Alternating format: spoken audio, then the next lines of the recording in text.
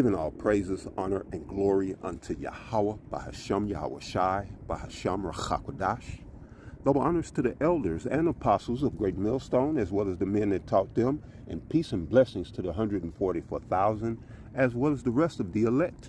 This is Brother Tazapai with another lesson.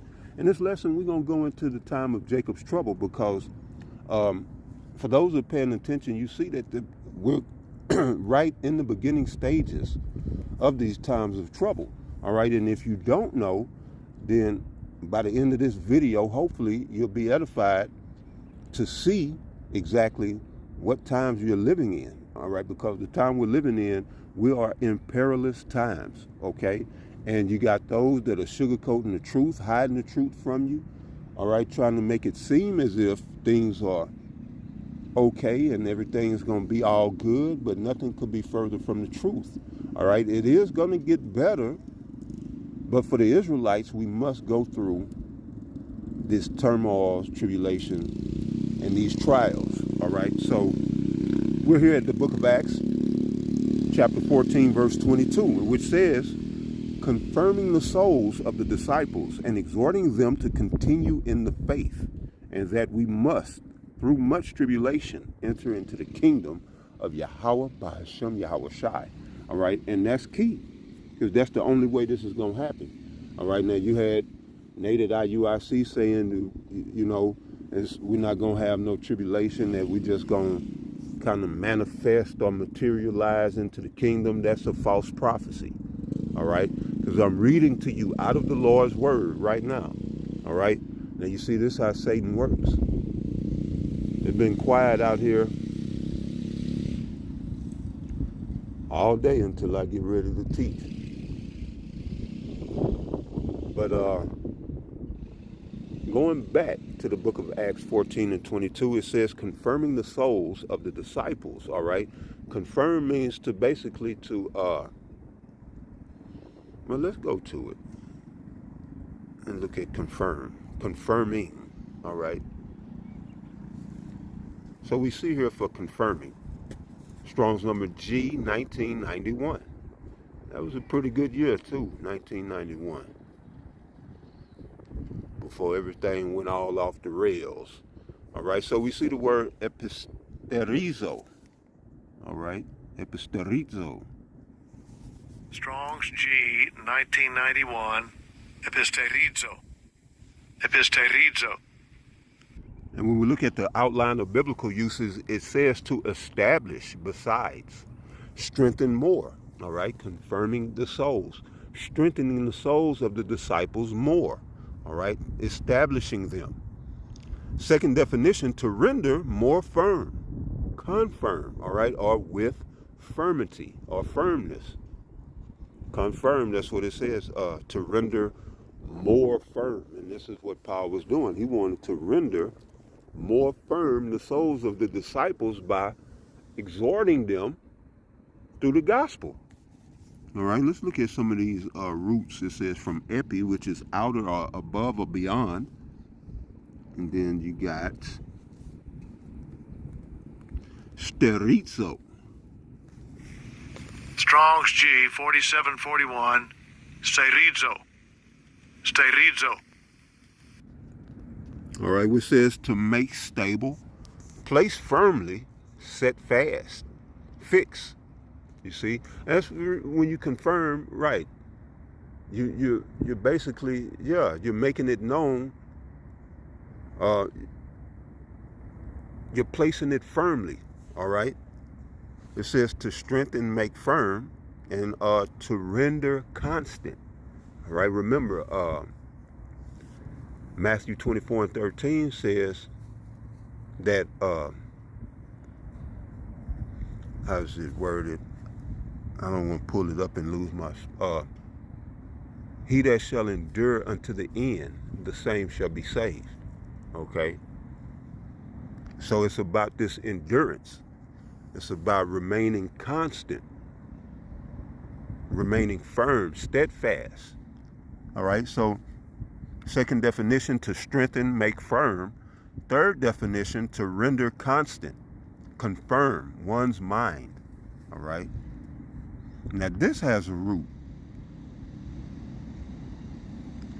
So it says, from a presumed derivative of Strong G2476, which is histemi. Strong's G 2476. Histemi.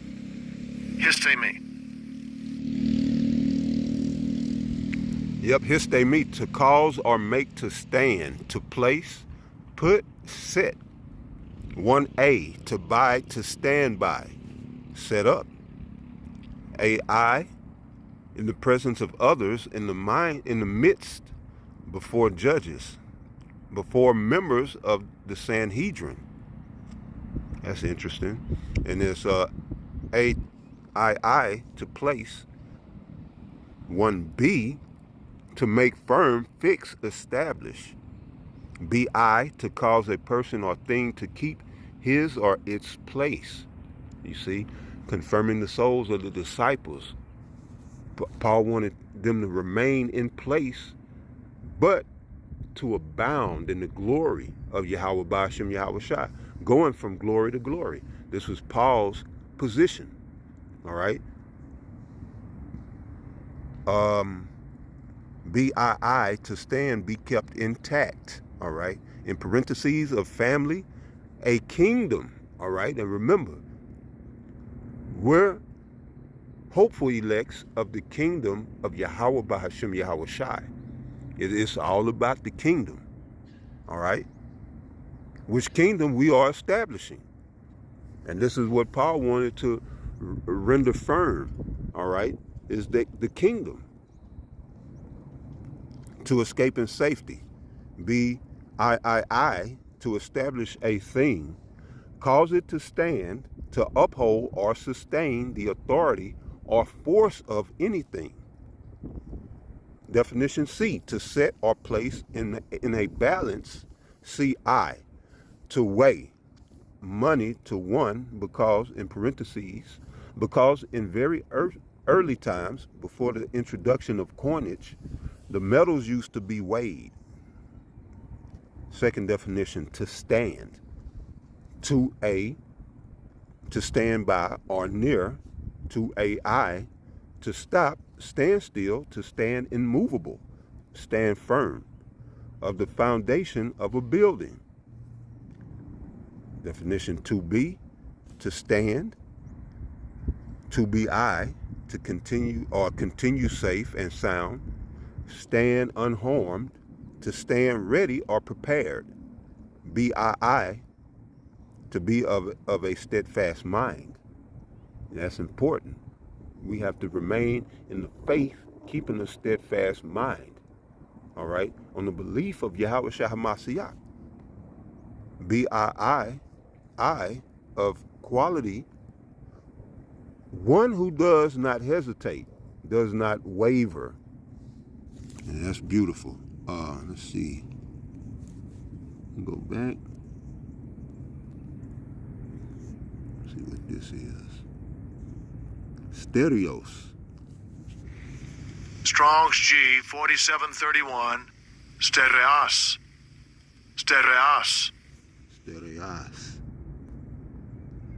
Strong, firm, immovable, solid. All right, hard, rigid. In a bad sense, 1A in a bad sense, cruel, stiff, stubborn, hard. 1B in a good sense, firm, steadfast. All right. Let's see. And then even that had a root. Going back, histemi. All right. And so we get back.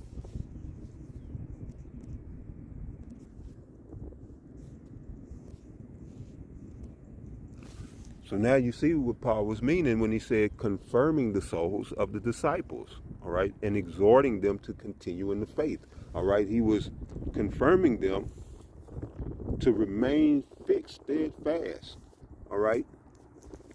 He wanted to establish them as, solid members of the body. He said, and that we must, through much tribulation, enter into the kingdom of Yahweh Bahashem Yahweh Shai. And this is what I want to focus on, all right? Entering into the kingdom of Yahweh Bahashem Yahweh Shai. It's going to be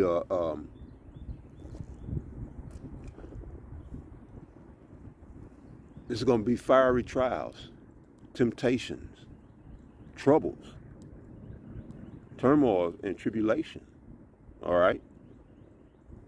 And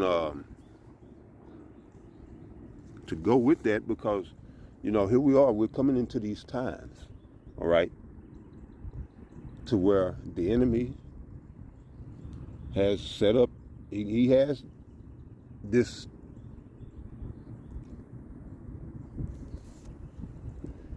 system in place, all right, set against us, all right, this weaponized, it's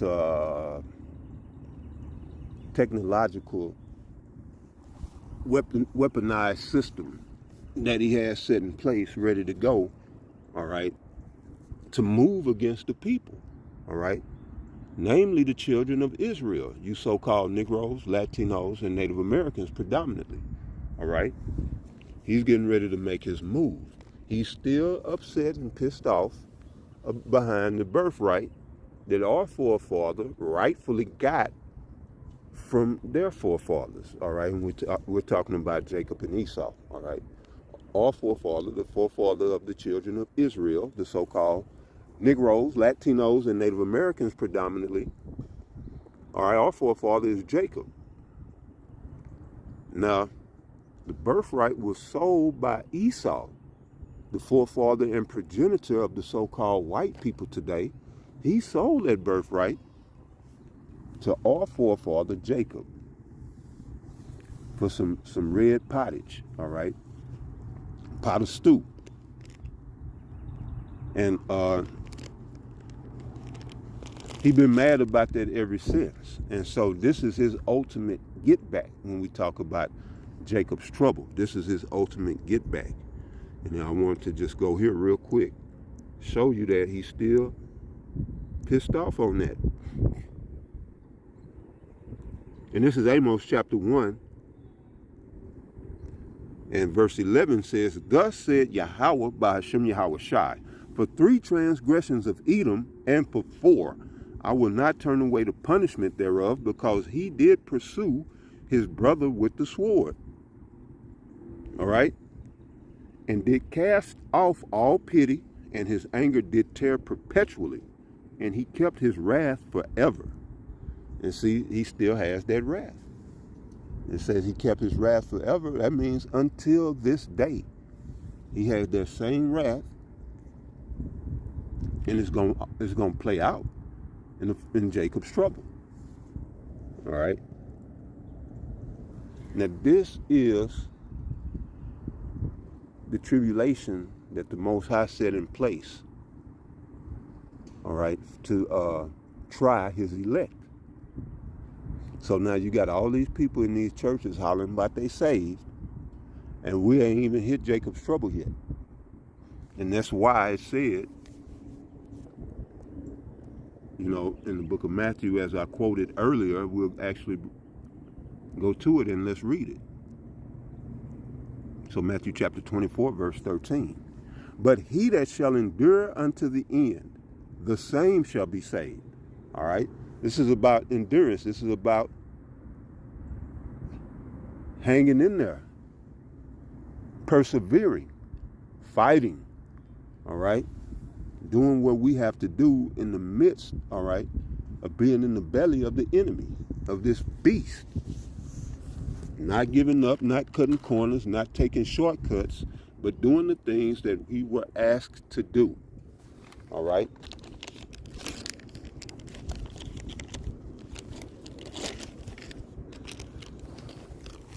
So, that was it on that. All right? "He that shall endure unto the end, the same shall be saved." So, you know, this stuff and this notion about I'm saved, I know I'm saved, and all that in the church. No, we got to go through Jacob's trouble. Your faith has to be tested, even the faith of the elect. All right? And that's what it's about in these times. I want to go here. All right? Now this is 2nd Ezra chapter 7, and we're going to kick it off at verse 6. All right, it says, there is also another thing. A city is builded and set upon a broad field, and is full of all good things. The entrance thereof is narrow and set in a dangerous place to fall, like as if there were a fire on the right hand, and on the left a deep water. All right, now first and foremost, this city is in reference to the kingdom of Yahweh Ba'ashem Yahweh Shai. And it's like it says, all full of good things, life, immortality, power, glory, all right, respect and honor, it's full of all good things. You see? But it said the entrance thereof is narrow. This is why the Lord spoke of, was in Matthew 7:13, of a straight gate. Enter ye in at the straight gate. That's the path, that's the entrance and the way into the kingdom. All right.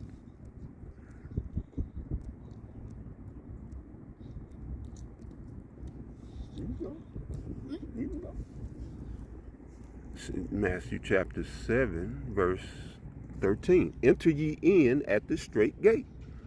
For wide is the gate, and broad is the way that leadeth to destruction, and many there be which go in thereat. So it's all about this straight gate. Straight meaning a position of difficulty. You're going to go through hardships. You're going to go through tribulations, trials. All right? The Most High is going to bring you through that fire that we're reading about. All right? So again, Matthew chapter 7, verse 13, enter ye in at the straight gate. For wide is the gate, and broad is the way that leadeth to destruction, and many there be which go in thereat. Right? That broad way. Many go the path of the broad way. The broad way is easy, all-encompassing and inviting. All right? It's all welcoming. Come as you are. I'm sure you've heard that. Especially if you're in these harlot houses, masquerading as churches of Yahweh or churches of God. All right? I'm sure you heard that. That's that broad way. It says in verse 14, because straight is the gate and narrow is the way which leadeth unto life. Read that again. Because straight is the gate and narrow is the way which leadeth unto life. And few there be that find it. All right, so this is a obscure, clandestine, hidden way. So few gonna find it. So going back. So now you know what this means. 2nd Ezra chapter 7, verse 7. The entrance thereof is narrow and is set in a dangerous place to fall. All right. So that entrance is narrow because it's the straight gate. Like as if there were a fire on the right hand and on the left a deep water. All right, that fire represents them hardships and trials, them tests and tribulations that Yahweh Ba'ashem Yahweh Shai himself is going to bring you through for a finished work of his liking and his choosing. All right, he's setting us up for his purpose. All right, and on the left, that deep water. That means you got to endure all of these false doctrines and ideologies out here. Doctrines that teach you or try to tell you and teach you that you're God. Ain't no Jesus coming to save you. You're God. You got to tap into your inner godhood. All this old madness that's out there, you got to walk through that too. You know, all of the temptations. You know, because a lot of these false ideologies, doctrines, and these ideologies and whatnot, you know, they're seductive. They're very seductive and tempting. There's a temptation that comes with these doctrines to draw you away from the true light, which is in Yahweh Shah HaMashiach. You see? We got to navigate through that on this straight and narrow. There's going to be fire. There's going to be that deep water. And you got to walk that fine line in between. All right, having your eyes fixed on Yahweh Shai HaMashiach. check it out, verse 8. And one only passed between them both, even between the fire and the water, so small that there could but one man go there at once. So, yeah, just going back in that, it's only one path, all right, to get to Yahushua. And it's so small, only one man can go there at once, meaning, all right, you have to walk it yourself. You can't piggyback or lamb back on a brother. A brother can't, hold your hand to go across. We have to each walk it ourselves. That's just what it is. I can't have faith for the next man. That's the whole thing about the parable of the virgins. When they said, not so, lest they're not, when they said, give us of your oil, was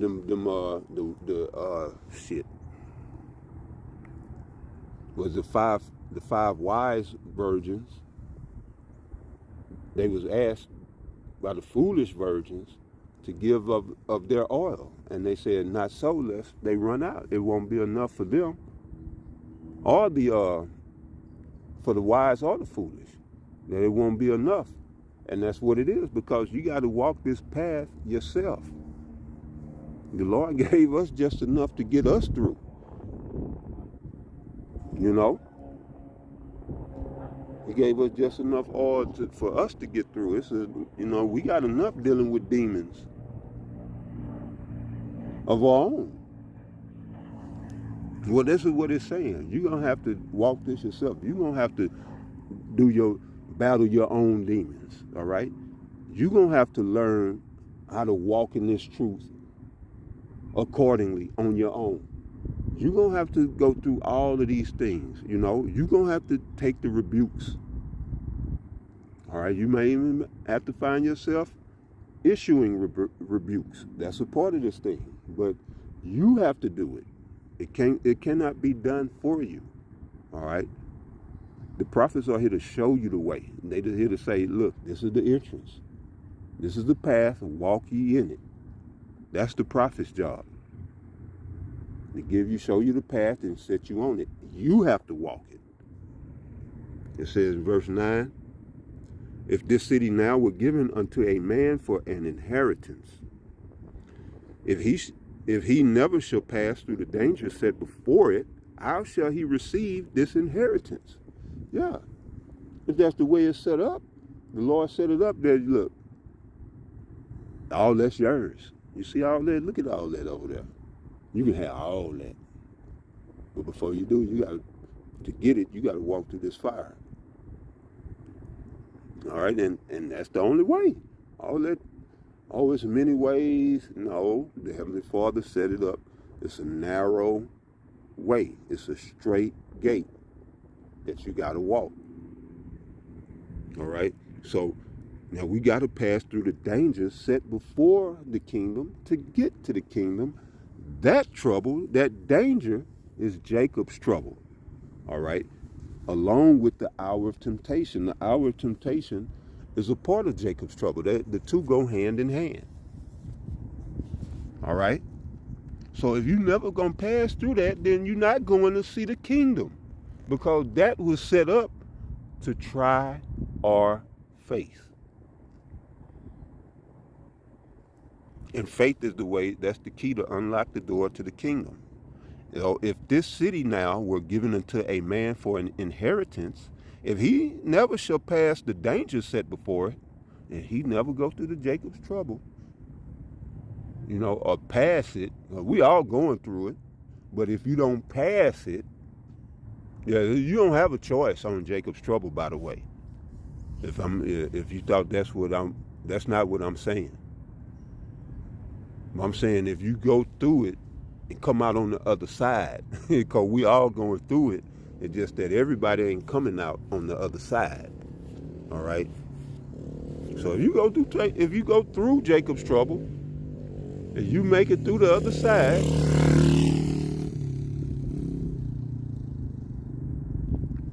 and you get the inheritance, and that's the bottom line of it.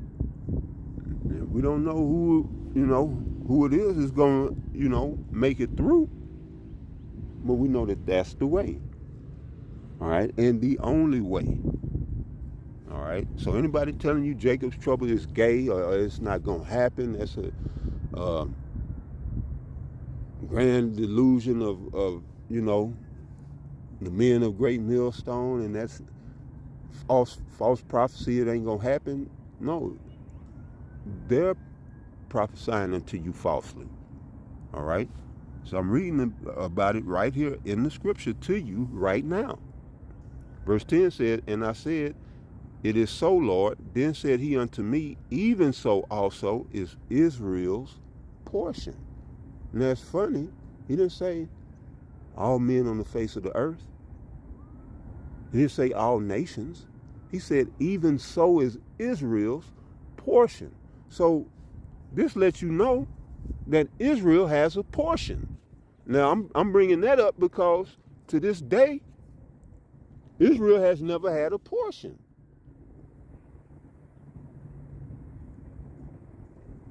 So what I'm saying is, when was this fulfilled? This is after King Solomon, by the way. When you're talking about Ezra, you're talking after King Solomon. So he said that we still got a portion coming. Right, and that portion is the kingdom of the entire earth that we're getting ready to receive. It ain't for everybody. All right. We're not sharing our kingdom. If nobody else shared their kingdom with us, we ain't sharing shit. You get a piece of that rod. That's what you other heathen kingdoms. You get a piece of the kingdom with that rod. When that rod go upside your head, that's your piece of the kingdom. Or in that boot hit the back of your ass or crack of your ass, that's your piece of the kingdom. And then you ain't fixing to shine up in our kingdom. Now, when we get things established, which that's another lesson, but we'll allow the kingdoms, the nations rather, we'll allow the nations to operate under the law, statutes, and commandments of Yahweh Ba'ashem Yahweh Shai on their own reconnaissance. But until that time comes, they're going to be under the rod. They got to pass under the rod. That's what Psalms 2 is talking about. We shall rule them with a rod of iron, meaning, and that's basically going into, we're going to put that law on their ass. And yeah, brothers that have literal rods of iron, but the ultimate rod is they going to have to learn the law. And they going to come under the law. And it's going to be strict. We ain't playing with them. It's going to be strict. I don't think it's going to be no sacrifice and you're going to have to die. And now I could be wrong about that, but we'll see. But I don't think we're going to set up sacrifices in the kingdom. If you go off, you die. So now that's me speaking as a man again. We'll just have to see how that goes. But yeah, that was it there. And I wanted to mention, I had mentioned a verse. Well, let's go to Psalms, and we'll go at Psalms 2. It says, Psalms 2 and 1, why do the heathen rage, and the people imagine a vain thing? It says, the kings of the earth set themselves, and the rulers take counsel together against Yahweh Ba'ashem Yahweh Shai, and against his anointed, saying, let us break their bands asunder, and cast away their cords from us. It says, he that sitteth in the heavens shall laugh. The Lord shall have them in derision. Okay.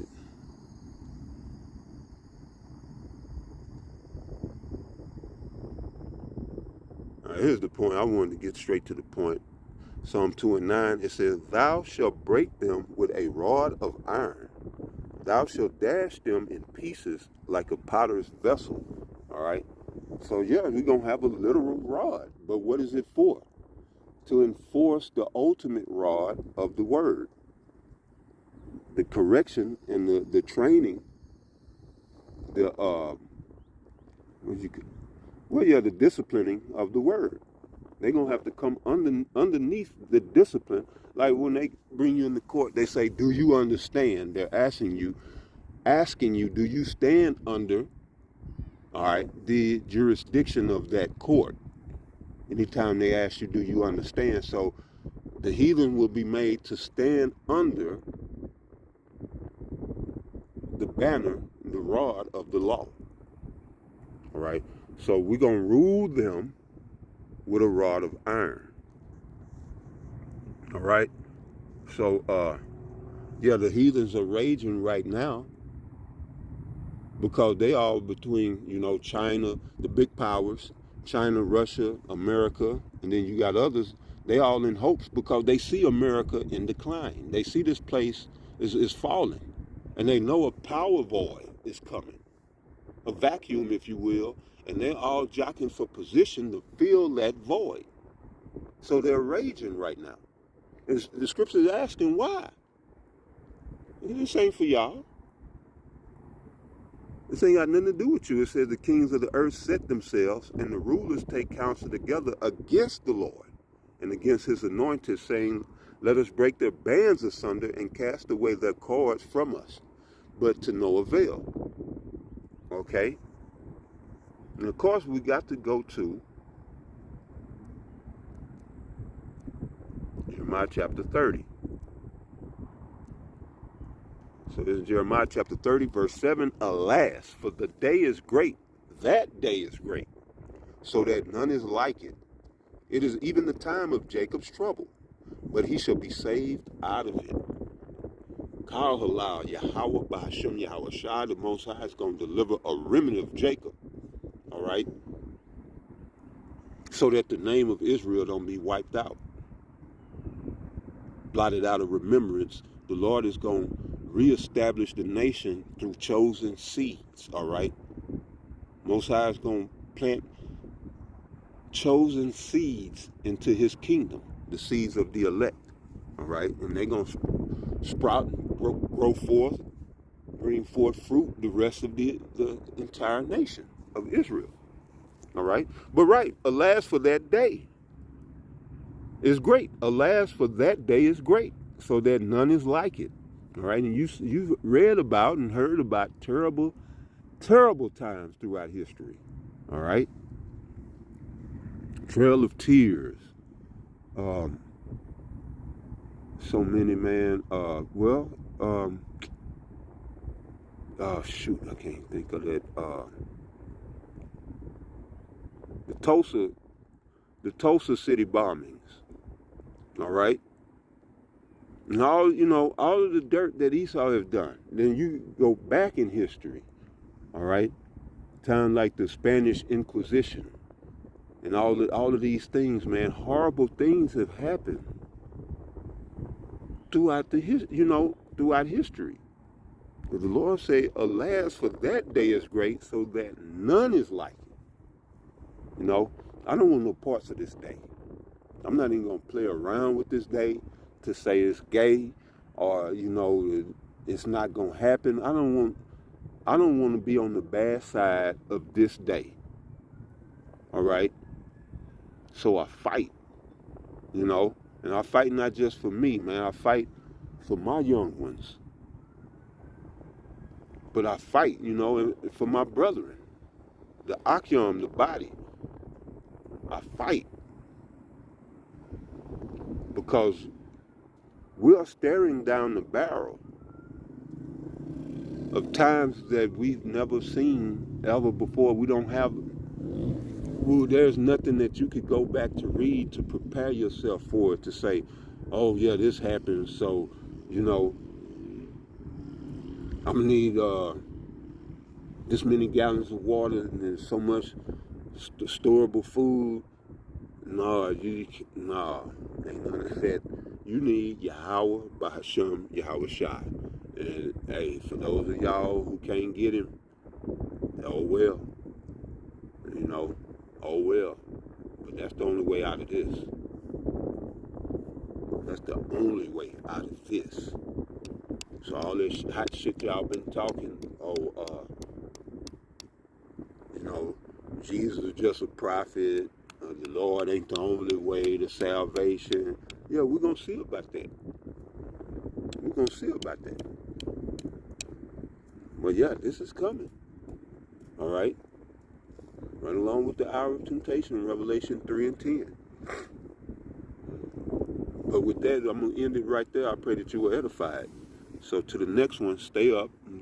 Shalom.